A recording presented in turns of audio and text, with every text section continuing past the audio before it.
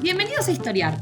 Este podcast fue creado y producido por la ASAI, Asociación Argentina de Investigadores de Historia. Un podcast sobre historia argentina, latinoamericana y mundial. Acompáñanos en este recorrido por el pasado para pensarnos en el presente.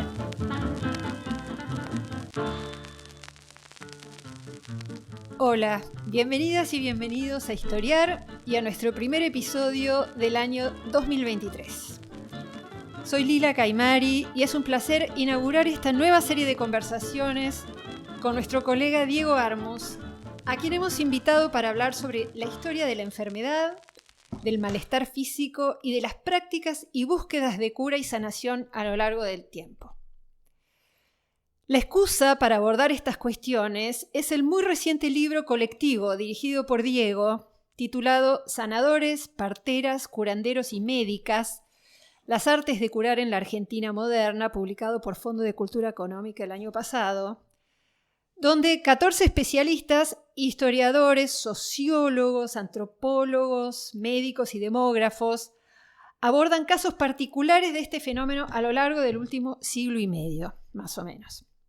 Entonces, lo presento a Diego. Diego Armus es doctor en Historia por la Universidad de California en Berkeley y enseña Historia Latinoamericana en Swarthmore College en Estados Unidos. Diego tiene una muy larga trayectoria en temas de historia sociocultural de la enfermedad y la sanación. Mencionemos, aunque más no sea su libro, La ciudad impura, Salud, Tuberculosis y Cultura en Buenos Aires, entre 1870 y 1950, publicado en 2007 por Edasa. Diego se interesa desde hace mucho tiempo en lo que él llama zonas grises de esta historia. En esta línea ha organizado otras obras como Entre médicos y curanderos, por ejemplo, publicado por Norma en 2002, y más recientemente otro libro en inglés sobre las zonas grises de la medicina en América Latina en coedición con Pablo Gómez. Bueno, muchas gracias, Diego, por acercarte a conversar con nosotros. Arranco con una pregunta un poco general, si te parece, sobre la perspectiva general de tus trabajos, ¿no? y de este último libro. Tu trabajo se coloca en contrapunto, podríamos decir, a las historias de los médicos y de la ciencia, e incluso historias de la medicalización, digamos, como lente exclusiva, ¿no? de estos procesos. Y en lugar de esto vos propones un ensanchamiento muy deliberado del universo de personajes, tanto desde el punto de vista de quienes ofrecen servicios como de quienes los buscan. Para que se entienda, ese universo incluye, por ejemplo, espiritistas, curadores de empacho, hipnotizadores, sanadores populares varios según las épocas, un armonizador popular, terapeutas orientalistas, homeópatas, entre muchos otros personajes que desfilan en el libro. Entonces, la primera pregunta, así muy general, sería: ¿vos cómo llegás a esta redefinición del universo? ¿Qué ventajas tiene pensar el problema en estos términos? ¿Qué vemos en esta historia más multidimensional de la enfermedad y la cura que nos impedían ver las historias de la medicina o la historia de la medicalización, que es muy potente, ¿no? y que tiene mucha trayectoria también? A ver, te escuchamos. Bueno, gracias por la invitación. Y quisiera empezar diciendo que vale la pena conversar sobre estos puntos con gente que lee con detenimiento, porque no es la primera entrevista que me ha ocurrido acá con este libro. Y es muy fácil terminar leyendo el libro en clave, ahí están los curanderos, ahí están estos personajes extraños, y es obvio que vos no lo leíste de ese modo, o sea que todo creo que va a ser mucho más fácil, al menos desde mi lado. Esperemos que así sea, dale. ¿Por qué estos temas? Bueno, en general, tanto en la Argentina, en América Latina, y yo diría muchas otras historiografías, y no solo en las de Occidente, hay como tres modos de lidiar con el problema de la enfermedad y la salud. Una es como la historia clásica de la medicina, muy autocelebratoria, muy centrada en los médicos, muy centrada en el progreso de la medicina reconocida, oficial. Luego está la historia de la salud pública, que inevitablemente pone mucho el acento en el Estado, Y finalmente, la historia de las enfermedades, que es un territorio más complicado porque el foco está puesto en la enfermedad como objeto de estudio, lidiando con estas otras dos perspectivas, la de la salud pública y la de la medicina, pero agregándole otros elementos. Desde esa perspectiva es que yo empecé a trabajar esta cuestión de la historia de las enfermedades, en el caso de la Argentina o de Buenos Aires con la tuberculosis. Y quizás esto es más bien autobiográfico. Ahora, cuando releo el libro La ciudad impura, siento de que había algunos de los problemas que ahora encuentro muy serios y muy complicados, que en su momento yo no los tenía tan claros. ¿Cómo cuáles, por ejemplo?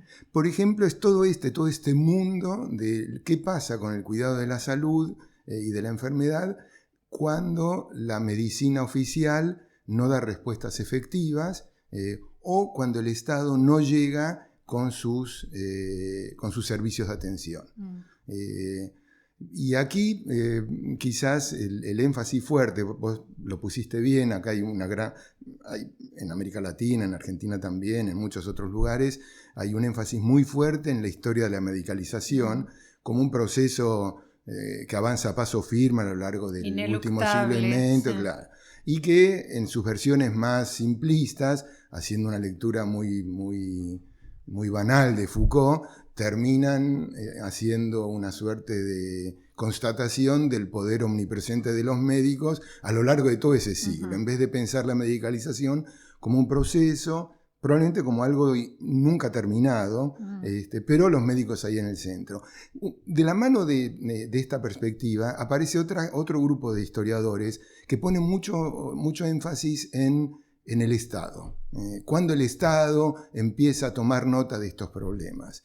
Y por supuesto, esto es muy importante, pero me parece que ahí también es como que las cosas se pasaron un poquito de rosca, ¿no? Pensar de que hay un Estado manejando la salud de la ciudad de Buenos Aires en la primera década del siglo XX, con 15 visitadoras domiciliarias, un par de docenas de médicos o un poco más, concluir de que el espacio urbano está medicalizado, es un poco exagerado, ¿no? Mientras esto ocurre, la gente se sigue enfermando y se sigue muriendo. Y la gente despliega una infinidad de recursos para poder lidiar con esos malestares. En La ciudad impura yo le presté atención a este mundo de alternativas, a los servicios ofrecidos por los médicos o por la biomedicina. Pero ahora estoy probablemente reescribiendo un poco, va a salir una nueva edición. Me parece que habría que prestarle más atención, ¿no? Está al final el capítulo, ¿no? Claro, hacia el final sí, del recorrido, exactamente, ¿no? sí. Bueno, de hecho, en la versión en inglés, por sugerencia, que salió después de la versión en castellano, los editores de Duke University Press me dijeron, esto hay que darlo vuelta. Y yo creo que tenían razón, y los capítulos vinculados a los enfermos y a cómo los enfermos lidian con sus problemas de salud están al comienzo, ¿no? Bien. De modo que, para cerrar un poco esto... Entonces, esta perspectiva, digamos, daría cabida a una cantidad a un espectro de otros actores, ¿no? Y agentes. Efectivamente. Ahora, ¿qué hacer con eso, no? Porque ahí otra vez nada empieza desde cero, yo no estoy descubriendo la pólvora, hay una larga tradición en la antropología, inclusive en la antropología médica, quizás la más tradicional, que han encontrado en los curanderos un objeto de estudio muy importante. Pero la impresión que yo tengo, y esto hay muchos otros colegas en América Latina y en Estados Unidos que coinciden en esto, hay como una suerte de cristalización en estos enfoques, cristalización de dos personajes, el médico de guardapolvo blanco, puro, totalmente aferrado a al libreto que le proporciona la medicina oficial, y el curandero, que es esta figura popular, bueno, comprensivo, sí, que tiene toda esta sensibilidad que a los médicos les faltan. Estas son las dos cristalizaciones. Y estas cristalizaciones son efectivamente cristalizaciones. No hay ni médicos, por supuesto que hay figuras que encajan perfectamente bien en esto, y cualquiera que recorra su propia historia personal con los médicos puede decir, sí, yo me acuerdo tal médico que no... que era un pedacito de hielo y nada más que eso.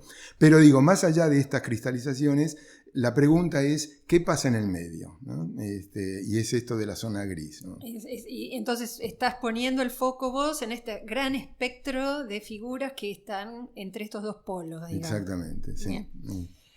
Ahora, yo leyendo, ¿no?, el libro último, que es una reunión de trayectorias de distintos personajes y de distintos problemas que surgen desde fines del siglo XIX hasta hoy.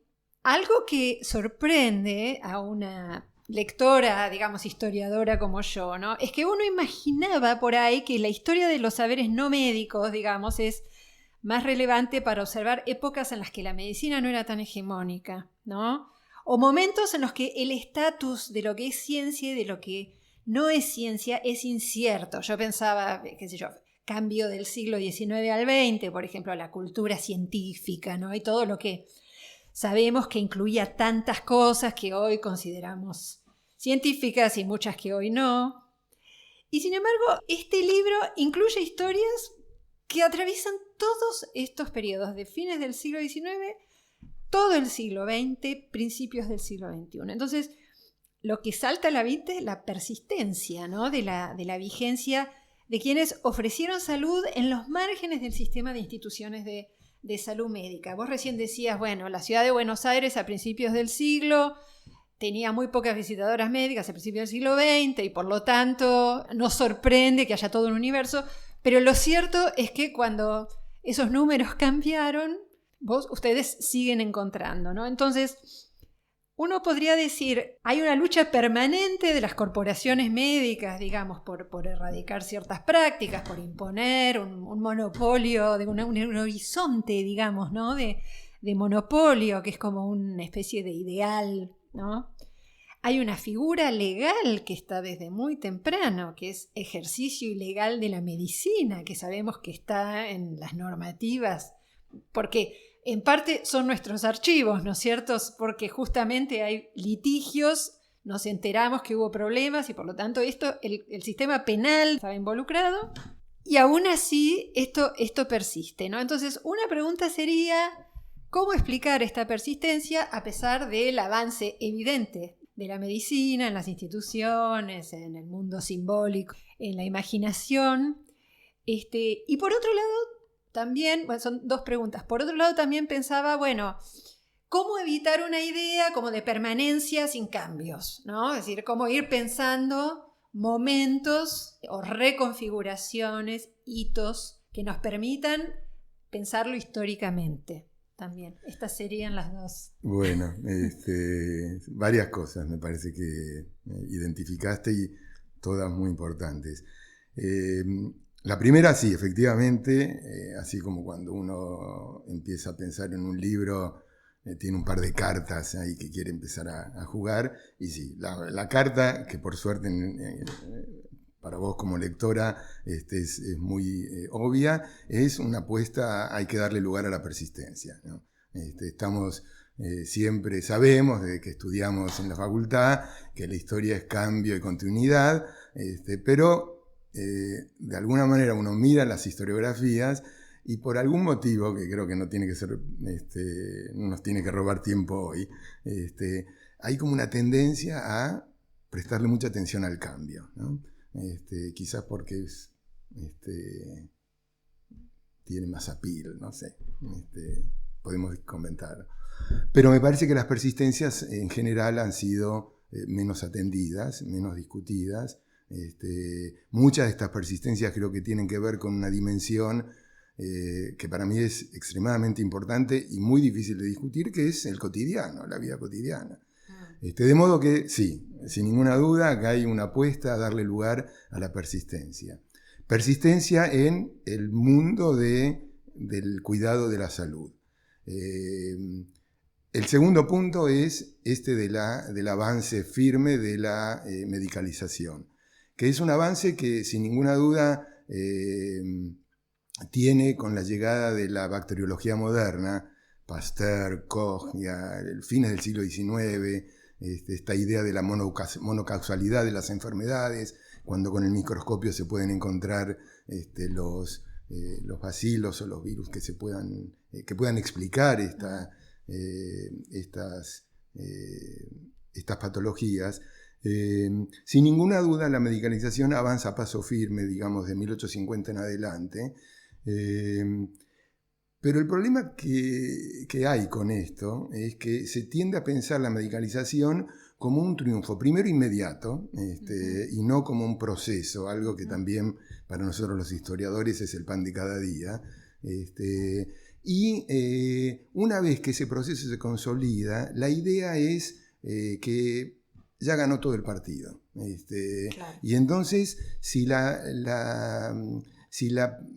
perspectiva es diferente, si la perspectiva es una que asume que las relaciones entre sociedad, medio ambiente, cultura y biología son siempre inestables, evidentemente la medicalización nunca va a estar dando respuesta a todo. Bueno, no hay nada más que recordar qué es lo que nos pasó en estos últimos 3 años con esta pandemia, donde efectivamente lo que aparece es un momento de incertidumbre biomédica.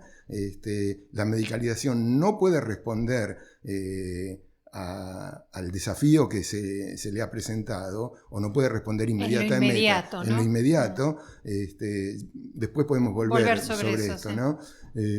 No puede responder, y entonces volvemos un poco a la situación de qué pasaba en 1840 cuando estaban lidiando con el cólera, donde no hay una respuesta efectiva por parte de la medicina oficial. Digo 1840, que es antes de esta revolución bacteriológica, claro, donde la biomedicina empieza a ofertar soluciones mucho más efectivas. Para ponerlo un poco en otras palabras, medicalización nunca es completa. Esta relación entre sociedad, cultura, biología, medio ambiente es siempre inestable y se va a estar renovando. Entonces, es una historia que nunca termina. Puede haber una solución efectiva para un problema, un malestar, algo que termina siendo calificado como una enfermedad, pero una vez que eso está resuelto va a haber otro problema, claro, que se va a plantear. Y me parece que ahí está el corazón de por qué hay que mirar esto en el largo plazo. Pero en un largo plazo, que en el caso de este libro, es un largo plazo, espero que los colonialistas argentinos no me crucifiquen con esto, o al menos los colonialistas que se dedican al área del litoral. Claro, yo hice este libro sobre América Latina, un tema muy parecido a pero para América Latina, y por supuesto que arrancamos con comienzo del siglo XVI, porque no hay manera de discutir estos temas en el Caribe o en el mundo andino si no arrancamos de ese periodo. Hay tradiciones de atención a la salud de origen africano que se reformulan, se reinsertan en el mundo caribeño, el mundo andino es un mundo riquísimo. Bueno, el mundo del litoral, espero otra vez que no me crucifiquen, no parece tan rico, ¿no? Otra historia sería yendo al noroeste argentino, claro, o al noreste. Y claro, por eso en el libro yo puse un esfuerzo importante en salir del mundillo de Buenos Aires y alrededores y tratar de incorporar algo de la Argentina. Con 2 cosas, quizás la estoy haciendo muy larga, pero que son obsesiones que me parece que ya muchos colegas tienen. La historia de Buenos Aires no es la historia de la Argentina, sí. Hay que tener mucho más cuidado con el título de los libros. Estamos empezando a entenderlo, ¿no? Finalmente. Sí, y esa es una cosa. Y la otra cuestión es que para lidiar con estos problemas en el mundo contemporáneo había que armar un diálogo con otras disciplinas, los antropólogos médicos Sobre todo, sí. que no trabajan con la figura cristalizada del curandero, sino que saben que con los sociólogos de la salud, de modo que, bueno, volviendo a la persistencia, sí, en el caso argentino una persistencia quizás más corta, el arco de tiempo, claro, menos largo que en otros lugares donde las tradiciones indígenas han sido mucho más fuertes, claro. Y la necesidad de un diálogo multidisciplinario, ¿no? Claro, sí.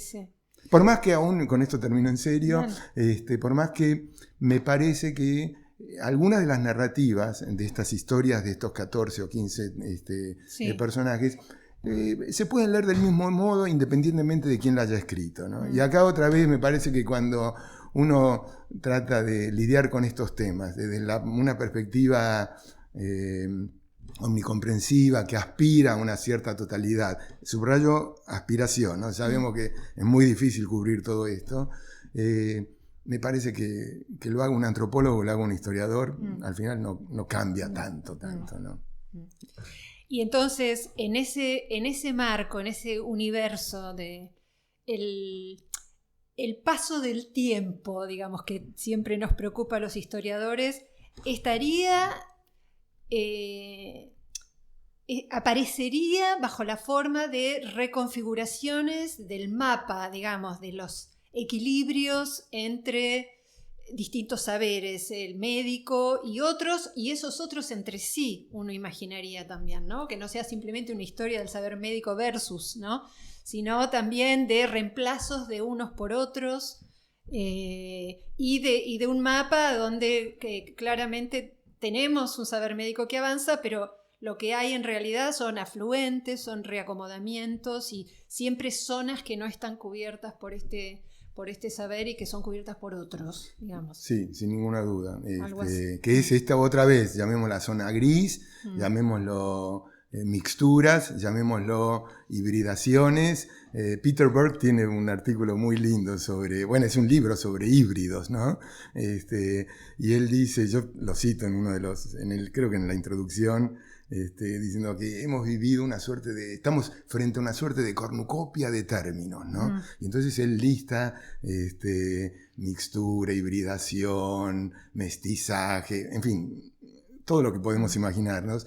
Y dice, bueno, y cada generación aparece con una nueva palabrita, sí. Al final están más o menos diciendo lo mismo. Bueno, esto es otro modo de hablar de esa zona gris, claro. Donde hay diálogos, y quizás aquí vale la pena enfatizar esto, estos diálogos se dan entre los que no terminaron la Facultad de Medicina y quieren entablar algún puente con el saber más reconocido y autorizado, pero también de algunos médicos con estas ofertas claro. Que no vienen del núcleo duro, digamos, de la medicina alopática. A ver, contá un poco más de eso, porque uno entra al libro creyendo que esto va a ser más una historia de oposiciones, y en realidad lo que uno va encontrando es diálogos entre las adopciones mutuas, ¿no? Incluso alianzas estratégicas de un lado hacia el otro, de la medicina hacia otros saberes. Contá algunos ejemplos para bajarlo, si querés, a ejemplos concretos. Por ejemplo, alguno más contemporáneo, gente que practica medicinas técnicas de tratamiento oriental, tradición china, que se han hecho lugar en el hospital público. Un ejemplo. Otro ejemplo, quizás más a comienzos del siglo, alternativas, es el caso del artículo mío, de un microbiólogo, así que está tratando de descubrir una vacuna contra la tuberculosis, y la hace por fuera del establishment médico. El establishment médico le hace la guerra, pero hay algunos médicos que utilizan esta vacuna porque no tenían nada más que ofrecer a los que estaban sufriendo la enfermedad. Entonces, estos diálogos me parece que son particularmente ricos, pero otra vez quiero insistir, son en las dos direcciones, ¿no? Porque porque la tendencia me parece es pensar que los que abren mucho el juego son los que no tienen el título de la Facultad de Medicina. Claro. Y creo que cada vez más hay médicos, sería lindo que fueran muchos más, que están abiertos a este tema. Dos cuestiones casi anecdóticas que me parece que pueden ilustrar bien lo que estoy contando. Una es, me acuerdo siendo adolescente, haciendo el viaje ese que había que hacer por América Latina, estaba con un amigo, este amigo terminó medio enfermo en Perú, fuimos al hospital y de pronto nos encontramos en una sala con dos puertas. Y uno era el médico, el tipo de médico al cual nosotros, viniendo de Buenos Aires, estábamos acostumbrando, y otra que era un médico que ofrecía herboristería y alternativas. Otra vez, viniendo de Buenos Aires, yo dije, ¿qué es? ¿No? Esto es un hospital, ¿no? Todavía no me había dedicado a estos temas, ¿no? Pasa el tiempo, varias décadas, estando en Berkeley, frecuenté por obvias razones la sede de la Universidad de California en San Francisco, que es uno de los grandes centros de educación médica en Estados Unidos, que tiene una biblioteca de medicina china que es impresionante. De modo que me parece que esto del el territorio híbrido en algunos lugares está ya muy reconocido. ¿Por qué se da ese reconocimiento? Bueno, ahí hay muchas historias y muy variadas. Desde el lobby de un político que se quiso probar algún tipo de cura contra el cáncer y logró que se destinaran fondos para eso, hasta estos terapistas que pueden organizarse y poner presión sobre el sistema de la salud pública oficial, ¿no? Bueno, vamos a hacer una pequeña pausa y ahora retomamos con 2 o 3 puntos más. Este es el podcast de ASAIG, la Asociación Argentina de Investigadores en Historia. Te invitamos a asociarte y a seguirnos en las redes, en Twitter, en Facebook e Instagram. Toda la información sobre la asociación la puedes encontrar en nuestra página asaig.org.ar. Te esperamos todos los sábados con un nuevo episodio de Historiar, sobre los grandes temas de nuestro pasado, abordados por especialistas e historiadores profesionales de manera cordial pero rigurosa. Seguimos con nuestro episodio de hoy. Bueno, retomamos entonces con 2 cuestiones. Hay un actor muy importante que aparece en todas estas historias y en tu libro en general, que es la prensa, ¿no? Están los médicos, están las instituciones médicas, están los enfermos, y está la prensa desde fin del 19, digamos ya la prensa moderna, digamos comercial, interviniendo a favor de unos, interviniendo a favor de otros, dando voz a uno, dando voz a otro. ¿Por qué te parece que estos temas tienen tanta cabida en la prensa, sobre todo en la prensa comercial, incluso en la prensa masiva, en el diario Crítica, ahora en la revista Sí, revistas muy masivas, ¿no? del mercado de prensa argentino, que se han hecho mucho cargo de estas figuras y de estos temas? ¿Tenés alguna hipótesis? El primer comentario que se me ocurre tiene que ver quizás no tanto con estos actores, sino con la llegada del mundo de consumo moderno. Y esto tiene que ver con los medicamentos. Yo creo que algo digo ahí en La Ciudad Impura, pero quizás necesitaría explayarme más en eso, ¿no? Y en su momento probablemente no lo tuve tan claro. La oferta de medicamentos en la prensa es, creo que, uno de los primeros escenarios donde el consumidor tiene que elegir.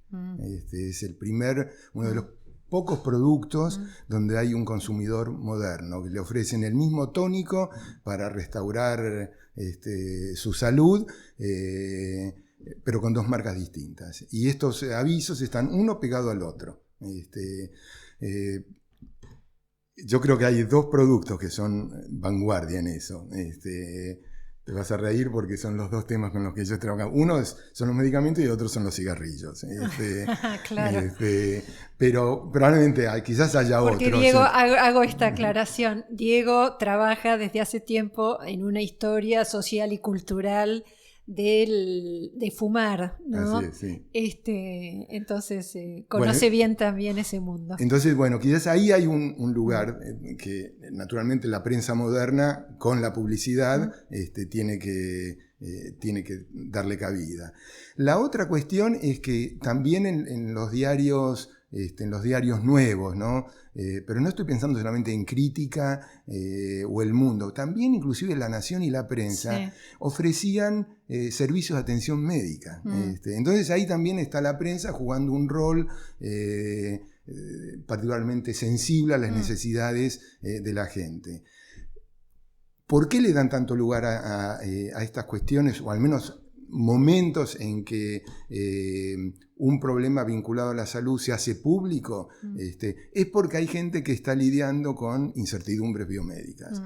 No encuentra en la medicina una respuesta, alguien le ofrece una vacuna, los médicos dicen esa vacuna es agüita, los enfermos dicen, estoy extremando un poco el escenario, ¿no? Dicen, será agüita, pero a mí me hace bien, déjame probar, porque si no me hace mal, si es inocua, yo quiero probar porque lo que ustedes me ofrecen no es eficaz. Y entonces aparecen en la prensa efectivamente todas estas cuestiones. Yo creo que los medicamentos aparecen con mucha persistencia, como artículos de consumo. Los momentos de conflicto entre médicos, enfermos, y en algunas veces estos calificados curanderos son más efímeros, ¿no? De pronto, por algún motivo, se cargan mucho las tintas. En los 20 aparece mucho esto. La ciudad está invadida de curanderos. Roberto Arlt, ¿no? Bueno, antes de Roberto Arlt y después también estaban, ¿no? Pero y a veces hay escándalos, ¿no? Y la prensa los levanta y eso también vende ejemplares, ¿no? Porque tiene un potencial comercial también. Sin ninguna duda, ¿no? Estas historias, ¿no? Hay historias muy potentes, historias con personajes muy... y en el medio hay una cuestión quizás no tanto vinculada con la prensa, sino con esta historiografía, que es los médicos sin ninguna duda, la prensa sin ninguna duda. No en todos los trabajos aparecen los enfermos. Y acá hay un problema, porque es difícil encontrar la voz de los enfermos, pero me parece que, otra vez, con muchos temas de historia sociocultural, creo que esto vale la pena tenerlo en cuenta, que es, si no tenemos la voz de los enfermos, dar cuenta de esa ausencia. Ahí está este historiador del arte, Gombrich, que habla de la historia como un queso gruyère lleno de agujeros. Y entonces, claro, están los agujeros, esta fuente que nos gustaría tener, pero que no tenemos. Pero reconocer la existencia de los agujeros a nuestras narrativas le va a dar un lustre, me parece, mucho más acabado que contar solamente una historia del Estado frente al cuidado de la salud. No sé si quedó claro lo que Clarísimo, clarísimo. Vos has escrito mucho sobre todas estas preguntas en torno a una enfermedad en particular, que es la tuberculosis.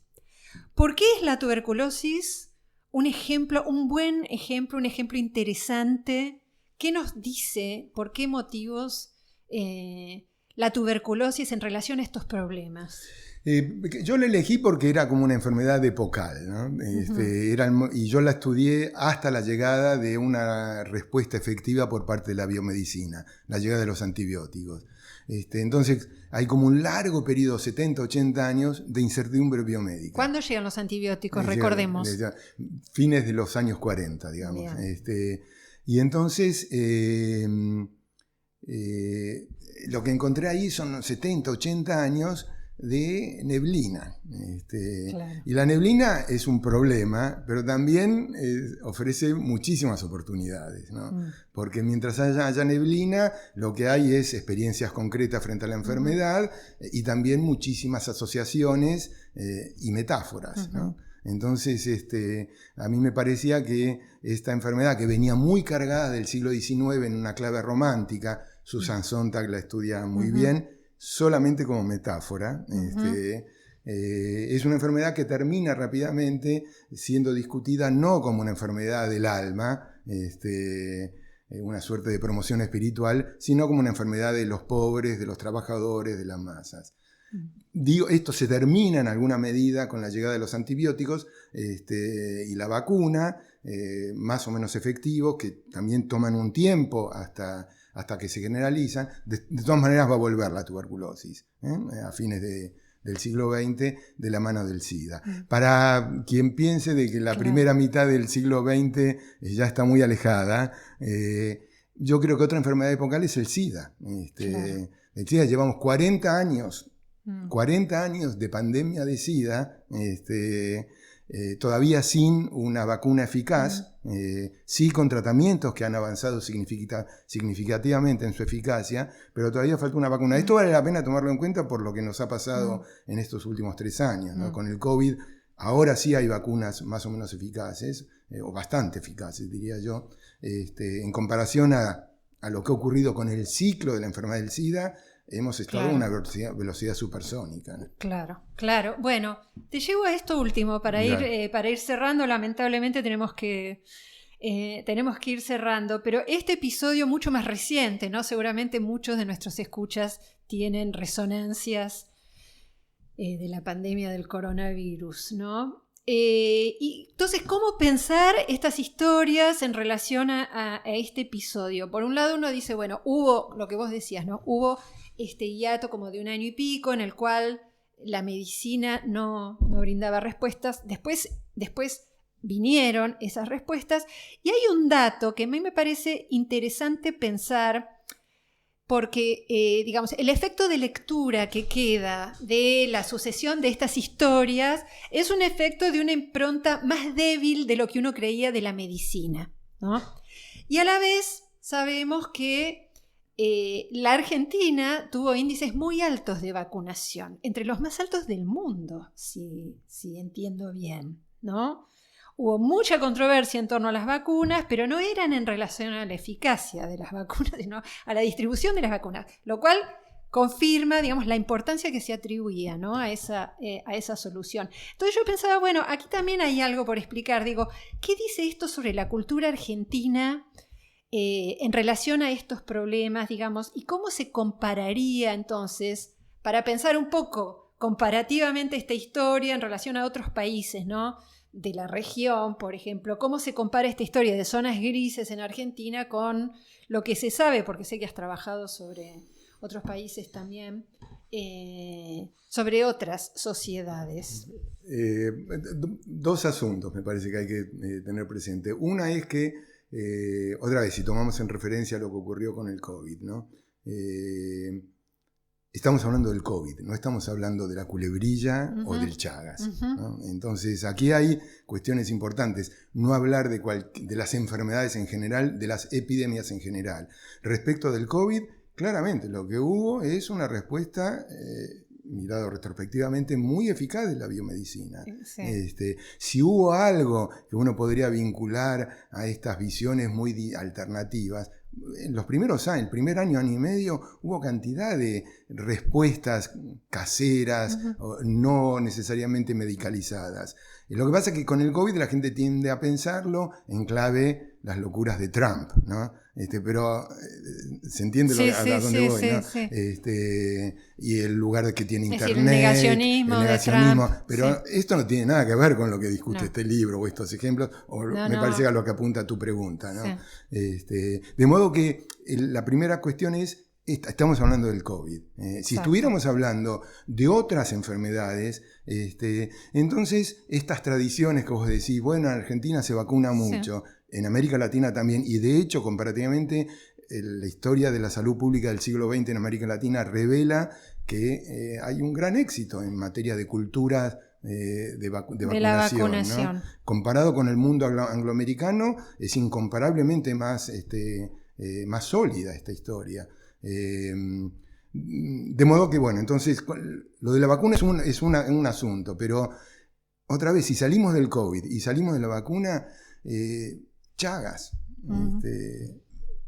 malaria, ahí hay historias que son de enfermedades específicas frente a las cuales se carece de una respuesta efectiva, y entonces, otra vez, la gente confronta eso del mejor modo que puede. Con lo cual uno podría decir, la cultura de la vacunación no es incompatible con el recurso a otras, totalmente, a otras claro. soluciones. Es decir, que todas estas cosas conviven, ¿verdad? Sí, como alguien decía, como en el capitalismo, todo es desigual y combinado, ¿no?